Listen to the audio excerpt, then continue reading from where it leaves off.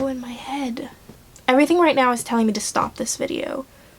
Hi guys, so today's gonna be a bit of a serious video that I've been wanting to do for a while now. I feel like I'm gonna make this video and then I'm gonna think later like, wow, I definitely should have mentioned this, I should have mentioned that. And right now I'm really struggling just to even start the video because it's just been so hard because I didn't realize how bad things were until after I broke up with him. It was like this huge weight had been lifted and it felt like such a relief that I didn't have to be constantly worried about this other person all the time. It was like I was never alone when I was dating him. Like he was just constantly in my head all the time and I just had to constantly be thinking about, what am I doing? Is he gonna like what I'm doing? Is he gonna be mad that I'm doing this thing and I'm not considering him? Like, am I considering him enough? It's like I couldn't do anything without worrying if I had taken care of him already. And that's not the way that I want to live, obviously. So that being said, after the breakup I managed to rid myself so much of his voice inside my head. And thinking about these stories brings it back because I confronted him after all of these things and told him how not okay it was. And he made it seem like it was justified, like it was warranted, like, you know, he does all these nice things for me and therefore he can't be a bad boyfriend, right? He made me feel like it was wrong for me even considering that he could be a toxic person in my life, like he could be a toxic boyfriend. And it's really hard for me to get past that even now. And I was so pumped for this video, as much as you can be pumped for this really serious video. It's gonna be awesome to finally have put my story out there in the world because I personally feel like I don't have closure until I've really talked about it and I've told enough people and I feel like I've gotten it off my chest, especially with relationships, because when you're in such a bad relationship, you end up keeping so many secrets for them about just their behavior, you know, as their girlfriend. You end up keeping so many secrets about how they're acting. You end up lying for them or like just covering it up to make it seem like it's better than it is.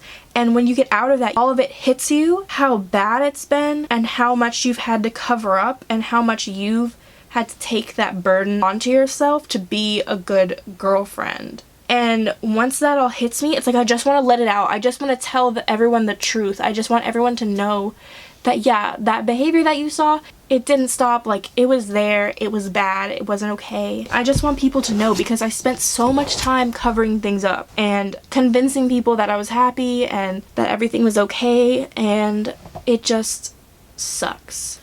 So I know we started this video a little unconventionally. I really didn't do a whole lot of introduction. The point is that being so ready to do this video and then finally I'm doing it, it's like suddenly, even though I felt that I was so ready to tell the stories, suddenly I feel all this tension and apprehension about it, and it's like so not fair because I had to go through all this and I have a right to tell these stories because they're my stories. If you don't want stories told about you, then don't act so fucking shitty, okay? I'm just really stressed, but let's just go ahead and get right into it. I'm just gonna talk about it and we're just gonna get there. So in the beginning, our relationship started off seeming like it was perfect. Like, I thought pretty quickly, like, this guy is my soulmate. Like, I didn't believe in soulmates, but this guy just fits so perfectly together with me about everything. And he's just so sweet and thoughtful and he really cares about me. He's the perfect boyfriend. And something felt a little bit off, but I wasn't sure what it was. And so I just shrugged it off and it was whatever. Like, this just seemed too good to be true. So that was how it started. And then for a few months it was like that and it continued being like that where he kept just doing all these things for me. I asked, like, do you want me to do anything for you? Like, I can like reciprocate some of these things. And he was like, no, please, like, no, like so emphatically telling me that he didn't want me to do these things. He specifically wanted me not to do them because it was his honor to do things for me and he didn't need anything in return. And I was like, okay, that's cool, like, okay. And then a few months down the line it became this thing of like, hey, why aren't you doing these things for me? And I'm shocked, and we started having all these like arguments. It was surprising because suddenly he just decided to be honest with me because he had been lying to me about all these things. Like, he had been doing all these things and expecting me to do the exact same stuff in return, and he lied about it and made me think that everything was fine, and he just didn't tell me that he needed me to do these things for like these acts of service to show that I loved him. He was feeling bad about it and he lied to me. He's so in my head. Everything right now is telling me to stop this video. That I'm not saying it right, that everyone who watches this is gonna think that is basically just gonna be on his side, that I'm wrong for this.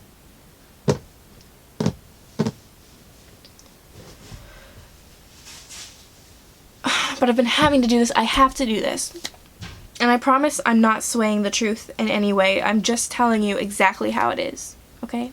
When it basically started coming to light that, hey, he had lied to me and I had taken it for granted that the lies were the truth, because why wouldn't I? This guy's so great, why would he lie to me?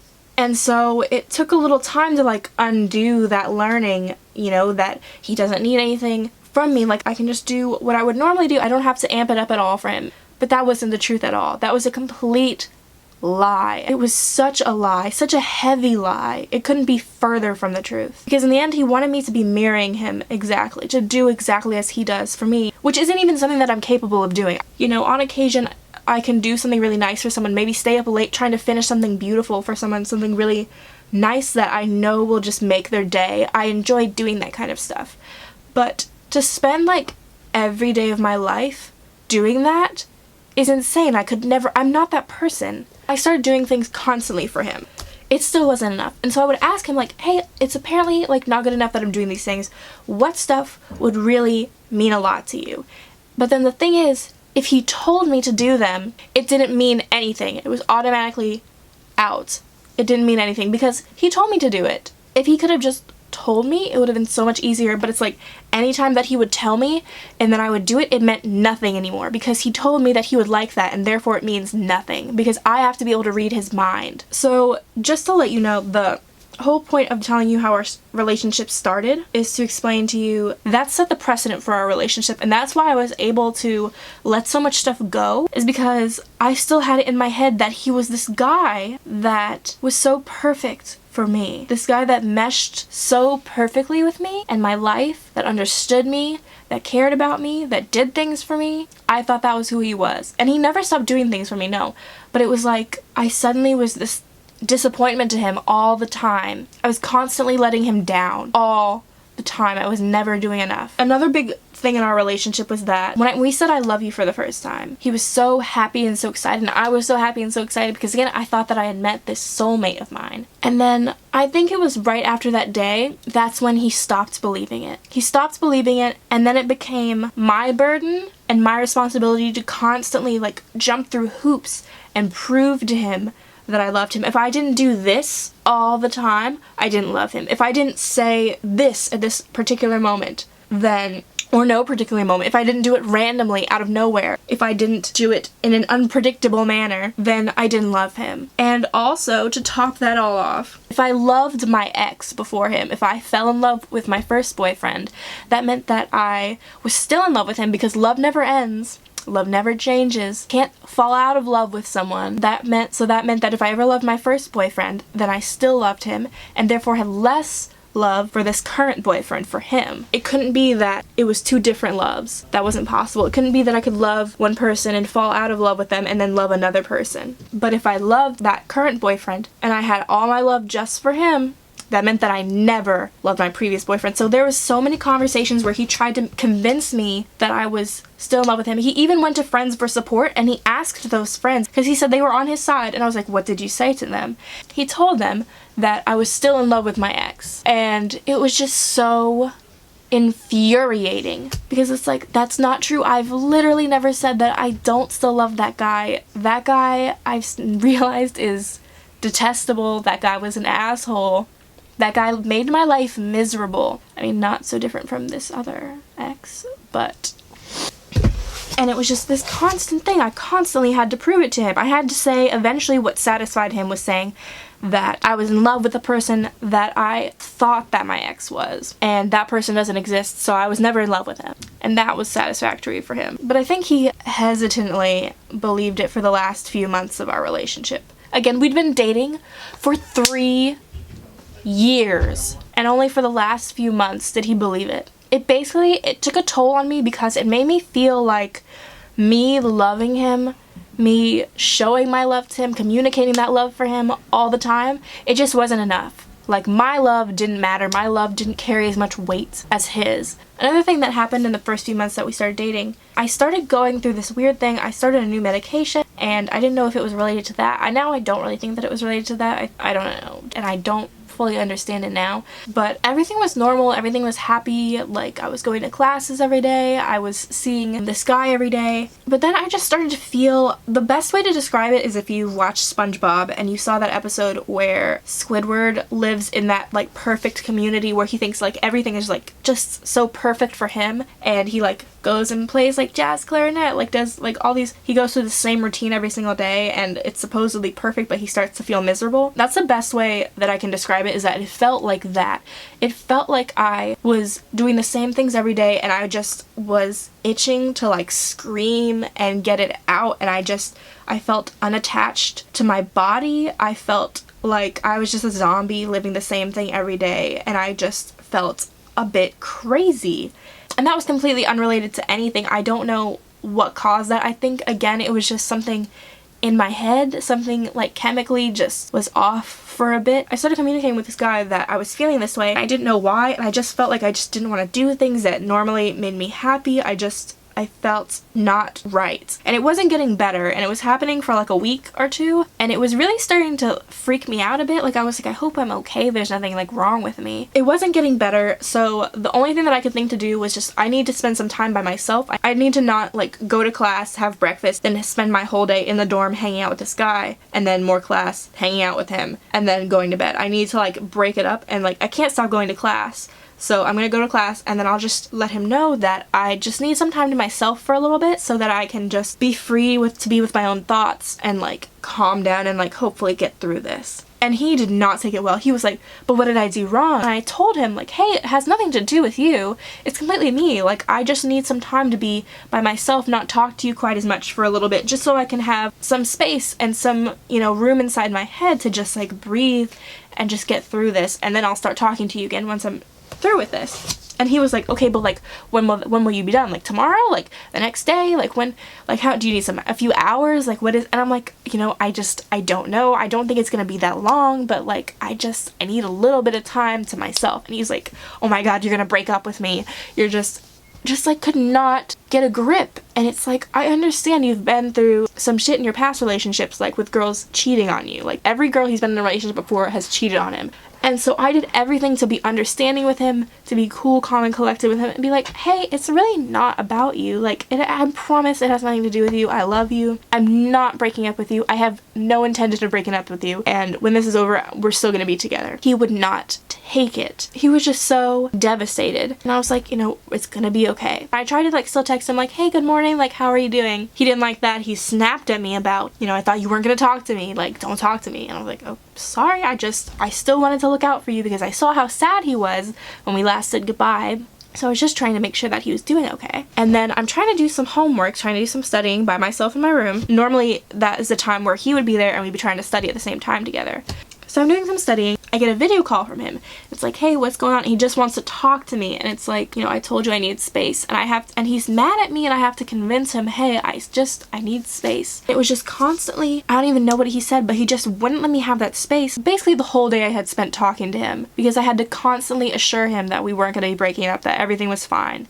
And so later that night, I'm like getting into bed. I'm like, this is peaceful. Like I had such a good day prior to him badgering me. I came back from class, I laid in my bed and I read my book for class, and it was just so peaceful. Sitting under the window, having the natural sunlight and being alone for a bit was just so refreshing, and I needed that so desperately. And when I felt that, it was just so affirming of like, yes, I was right about this. I did need this. And so later that night, I was about to get into bed and I get this text from him. It's a photo of my dorm from the outside. That it's nighttime, so it was obviously taken just right now. So I rush downstairs, I get in a good mood because I've spent the whole day basically building him up and trying to be nice to him and make him feel better, even though this is supposed to be time for me. And so I go downstairs and I see him and he's like, oh no, like you weren't supposed to like come out, I was just gonna leave. It's like, what the fuck do you mean I wasn't gonna come out? You sent me a picture that you were obviously here, you're my boyfriend, I'm gonna see you. And I just had to sit beside him and I'm like, hey, no, like, how are you? What's up? What's going on? And he just sits there, like, at the base of this tree outside the dorm, and he just sits there in silence. And I'm just constantly trying to be this upbeat person, trying to make him happy, trying to make him smile. If that ain't a metaphor for a whole relationship, I don't know what is. Constantly trying to make him feel better. Pretty sure he like cried in my lap that night about we're gonna break up. And so basically, the little space that I needed ended after that. I got no time to myself, no recharge time except for that one little moment of reading a book by myself. And that was it. Yeah, he didn't give me that space at all. He didn't understand. And I had to apologize for that so much into our relationship. And it really makes me really fucking mad. Because I deserve that time. If I needed space, I should get space. And I don't have to apologize for that. He calls that a break, when we were on a break. Even if you asked him towards the end of our relationship, he still would have said that like 2.5 years later.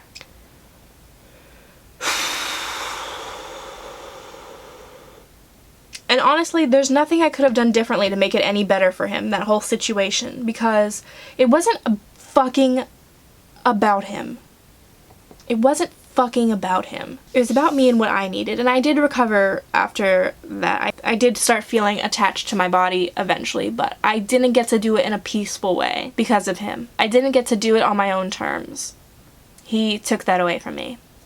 One story that I really wanted to tell to you guys to make you understand. Every now and then there were these things that were major red flags, but again, like I said before, the way our relationship started set the precedent in my mind of like, this is what our relationship is. It was basically impossible to undo after that because it was just so shocking that he lied to me in such a way that things were just so perfect and loving and easy that it was just hard to believe that that wasn't something that we could get back to. It felt like if I fixed things, if I tried harder, if I changed, if I did more, if I exhausted myself trying to do everything that I needed to do for myself and for him, that things would get back to the way that they were, that was something we could achieve. And that wasn't ever going to happen, and I see that now. But at the time, these red flag things just seemed like something that could be fixed. Like, you know, these were big things. These were big red flags. These were deal breaker type of things. But it felt like this guy couldn't have deal breaker things because he's my soulmate, right? I've already established this. I have to convince him every single day that I love him, and I convince him that I think he's my soulmate, that I want to marry him, that I want to be with him forever. And so that's also at the same time convincing myself. And so when these red flag things would come up, you know, I wouldn't just dismiss them, but it was like, these have to be things that can be worked on, right? Like, it can't be, this is a guy that I should end things with. These are true deal breakers because he was so good to me. And that's what I told myself. I didn't want to believe that he was this type of guy, but he is, because he did these things. I think probably the first red flag was that he couldn't give me space when I needed it. He made me feel like I needed to want to be with him all the time, or I wasn't being a good girlfriend.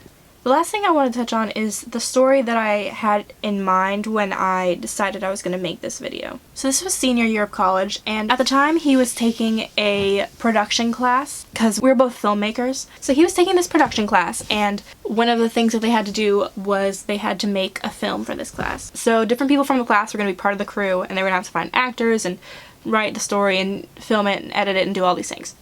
So for this film, they were going to be shooting in the woods by his church. And they're going to be trying to do this as professionally as possible. It's senior year, this was like a final project, so it was going to be like a big deal. And so I offered, hey, do you want me to come along and be an extra hand on set? So he was like, sure, that would be awesome, whatever. So I came along, offering my time and my assistance and my know-how. One of the people working on the movie, she's really good with doing special effects makeup and stuff like that, and in the scene, and actually I have a short film that you can watch out her that I made in school. Or it's over here, maybe.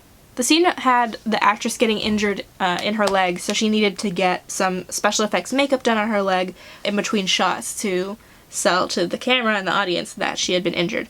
So we filmed this first bit, and then we were taking a break so Paige could do the wound makeup on the actress's leg. So while we're all waiting, we're all just kind of sitting around waiting, the guy who was, I think it was the guy that was the camera operator, can't remember, has a reputation of being an asshole.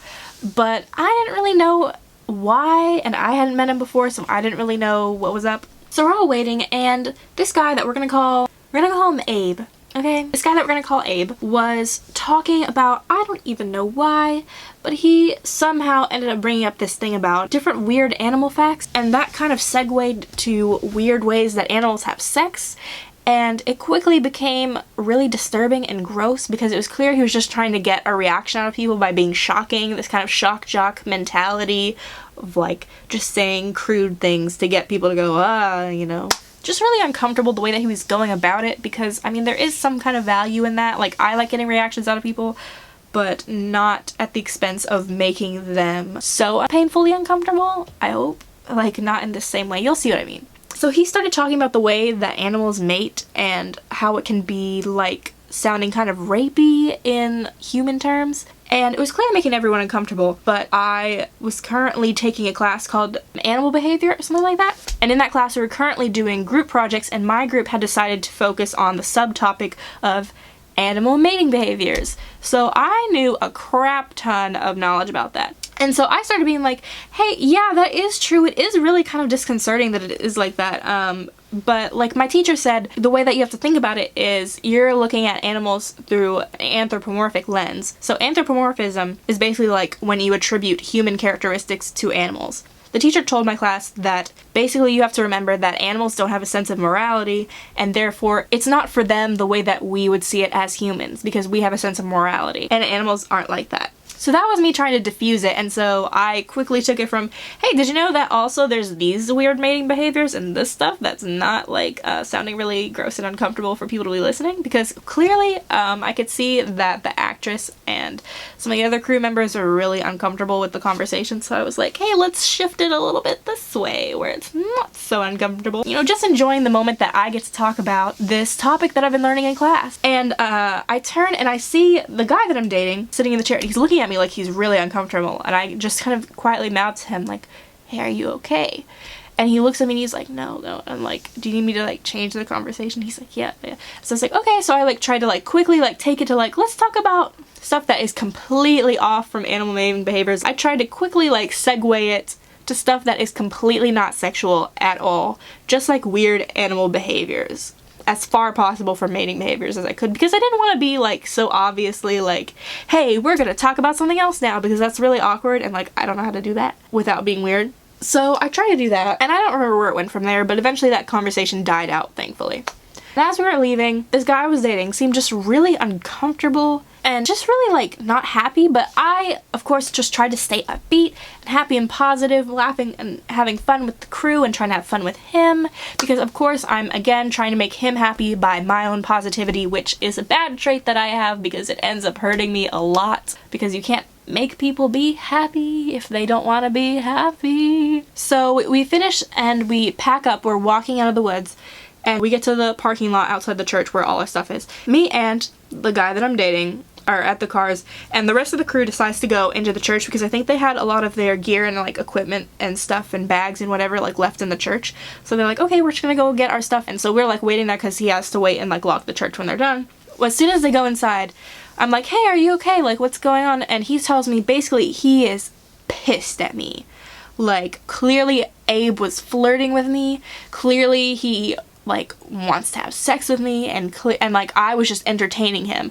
I was entertaining this possibility that I was interested in him because I was talking to him about this sexual conversation. Even though from my perspective, I was just sharing my knowledge. This was purely factual, okay, that I was sharing from class. And I was trying to steer away from things that were particularly grotesque because he was trying to be so shocking and grotesque, and it was really like not okay, and he needed to stop that. Abe was, I mean. But no, to this guy that I was dating, no, I was entertaining this possibility. I was flirting with him.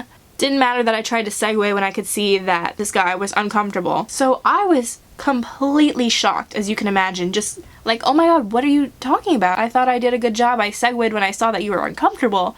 I changed the conversation to something completely not sexual at all. And then he just flipped out on me. I mean, he freaked out, lost all control, just all of this emotion came out at me, this rage, and he started screaming at me all this stuff about how I was flirting with this guy and how he was clearly interested in me and I shouldn't have been doing that if he was clearly interested in me. And I couldn't handle this. He had this tendency to scream at me, but never in such a public scenario, usually just over the phone when we were like having an argument. That was another problem, is he would go straight to screaming and cussing me out. It was happening like that constantly whenever you're arguing. And so when he flipped out on me, I was like, wow, this is some jealous rage bullshit. Like, this is not what I signed up for. And I was like, you know what? I'm not gonna deal with this right now. I just want to go home. I came here and I volunteered my time because I wanted to help you and be a good girlfriend. And this is actually, like, I make movies too. Like, I know what I'm doing when I'm here. Like, I came so that I could be of support to you. Now you're screaming at me because of what some other guy was doing and you think that I was entertaining him in some way. No, I'm not. Like, I'm going home. And at the time, I had given him some of my stuff. I know I had at least given him my keys and, like, my chapstick because I didn't have any pockets on me. And so I just kept my phone, like, in my bra, but I didn't want to, like, carry all this other stuff. And so I just had him hold on to that stuff because whatever I was wearing didn't have pockets at the time. After he screamed at me, I was like, you know what? I'm gonna go home. We can talk about this later. But right now it's late. I'm hungry. I want to go home and have dinner. So just give me my stuff and I'm just gonna go home and I'll call you later, okay? And he just huffed and puffed and he grabbed my stuff out of his pocket and threw it on the ground. And I was just shocked and appalled because it's just so childish. I grabbed my stuff off the ground and I drove home, and I didn't get home without having a bunch of texts from him about how disloyal I am, cussing me out, fuck you, and this and that. Just horrible things. And of course I didn't get through like anything before I had to call him. I basically had to call him right when I got home and endure more of this screaming and like hanging up on each other because I don't want to be treated like that. No one deserves to be screamed at like that, the way that he was treating me, the way that he was cussing me out, all those things, all because this guy maybe had bad intentions, which aren't my responsibility. Jealousy, it's just, I know not all jealousy is like that, but it just is so strange to me that people can find jealousy so attractive, because I know jealousy can start off small, but it can snowball into these outrageous things like this, and I never want someone ever again. Jealousy is absolutely 100% a deal breaker. Anything above such a minimal level of jealousy is not acceptable to me.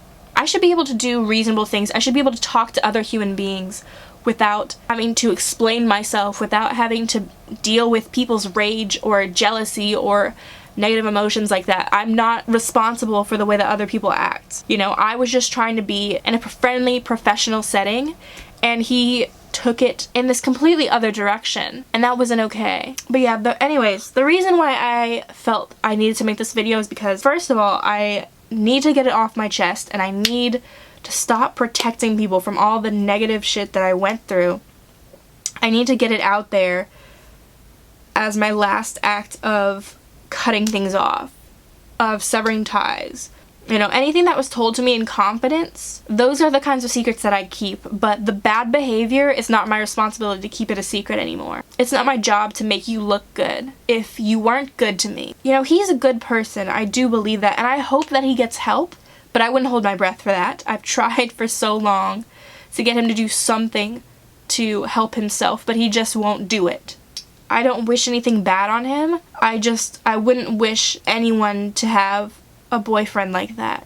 Nobody deserves to be treated like that. And it's so good to be out of that, like telling all these stories has made me so tense and stressed. But being out of this relationship has been, one of the best decisions I've ever made. Even just like a couple weeks before our breakup, like if you'd asked me, I'd been like, yeah, like I was sacrificing so much still for this guy. I was like planning my future with this guy. As much as I was consciously telling myself like, this is what I want, this is what I want, this is what I want to be in this relationship, unconsciously you know, and it starts to chip away at you. This isn't something sustainable. You know that you can't be in this relationship forever. And then once you get out, it's like that inner me felt so light and so free, and I knew that I'd done the right thing.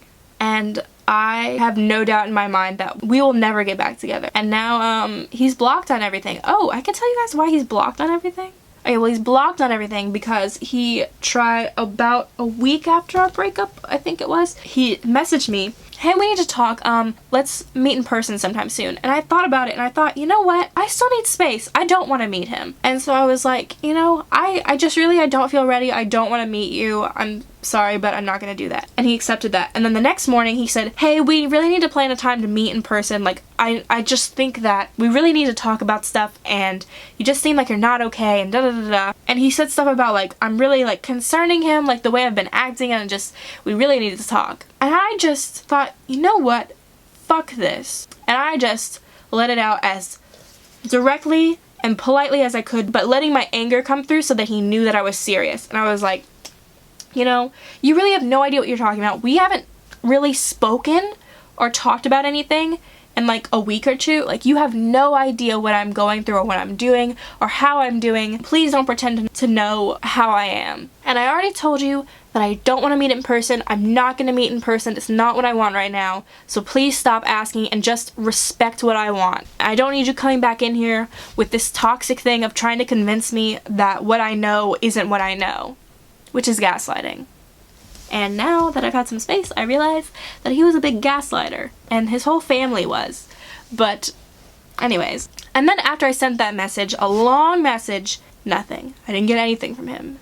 And that was odd. Very unlike him to not say anything after something like that. He's someone who, he constantly has to like talk to you constantly because he has to make sure that you are getting this message from him, that you are thinking the way that he wants you to think. It might seem like from him not responding, like maybe he was taking a moment to be thoughtful and reflect before he was saying anything, which is very, very unlike him. And I was like, that's weird, but you know what? He's not my problem anymore. And I just, you know, I was in the middle of eating breakfast and watching a show, so I just put my phone down and I went back to watching my show and eating breakfast. And then it turns out, in that time that he had been gone, which was about like 30, 45 minutes or so, that I hadn't heard from him, he had been busy messaging my friends and messaging my mom. He'd been messaging my friends stuff about like, hey, how is Olivia doing? I've seen some stuff that she's been posting lately and she just seems like she's really not okay and I'm just really concerned about her. Trying to make it seem like I was going crazy, like I was doing something dangerous, like I wasn't being myself. Just trying to make my friends be concerned about me, and it was just really not okay. And then he took screenshots of my Snapchat posts and sent them to my mom and sent her a whole huge long paragraph about how upsetting and like crazy I was acting, and how, you know, he really thinks that she should probably check in on me and make sure that I'm okay, and and all this long thing. And she responded something like, yeah, I'll check on her.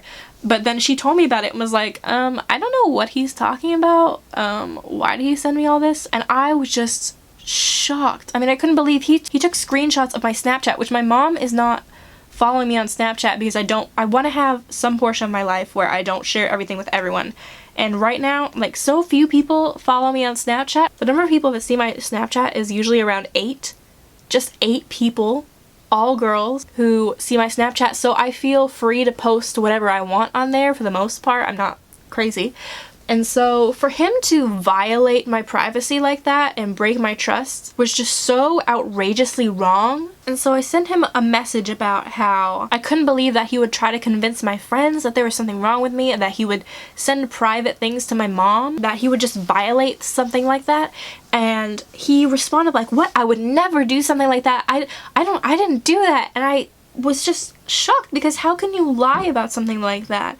And I just held my mom's phone out and I took a little video and of me like videoing myself scrolling through her phone like, yes, you did. It's literally right here. Which just goes to show how desperate he was to cling on to me, to cling on to some kind of control, some power over me with more gaslighting, that he would just so obviously lie. So following that incident, so after I sent him that video and everything, I was like, you know, you're now unfollowed on Snapchat and I'm blocking you on Facebook and goodbye. And after that, I did just that. I unfriended him on Snapchat, I blocked him on Facebook, and I blocked his phone number. And since then, I've blocked him on a bunch of other things too, because I didn't want to give him the chance to try to gaslight me anymore. I wish him all the best. I hope that he's recovered from all of this, because I know that's probably not taken the breakup well. If you know people are gaslighting you, just don't feel bad about keeping them from having the opportunity to continue to gaslight you, because you don't deserve that.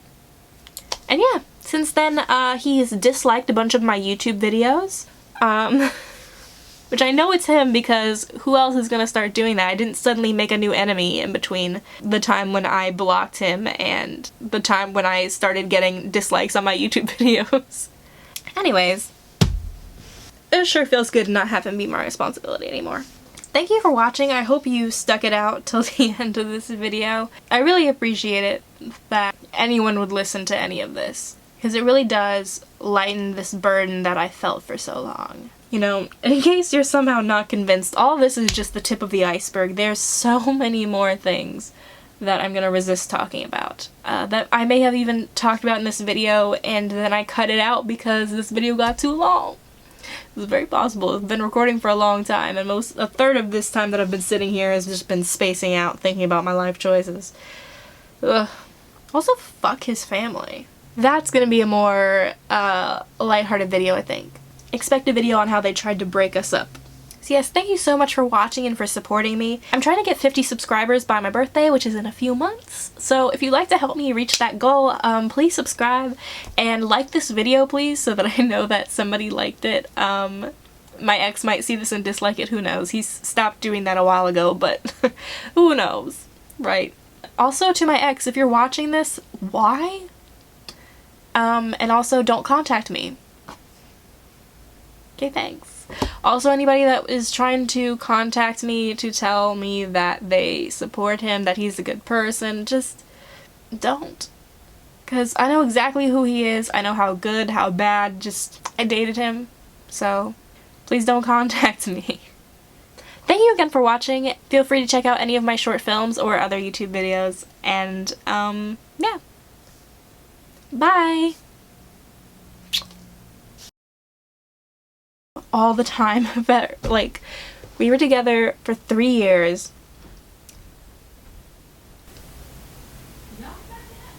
No. God.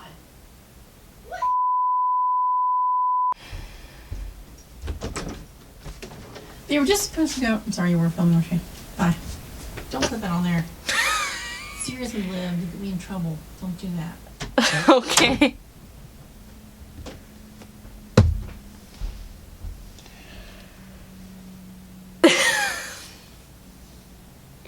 I have no idea what I was talking about. When you don't even write back, these boys ain't shit. I'm not here for. I need a rude boy to tell me something sweet. Same time, got his hands up on my body. Call me if it is like that chicken. You're most wanted in Gotham. All your diamonds is missing. But he also hated that I blew a kiss at the end of like 1 or 2 of my videos or something like that. He considered it like flirting with imaginary audience members. Are you kidding me? Yeah, so I made it my outro. Cause I don't give a fuck. If you want me, act like it, act like it.